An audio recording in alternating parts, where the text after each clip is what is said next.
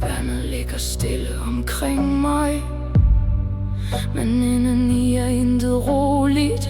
Jeg prøver at samle mig selv som skår fra et gammelt spejl. Nogle dele passer sammen, andre fandt aldrig hjem, og jeg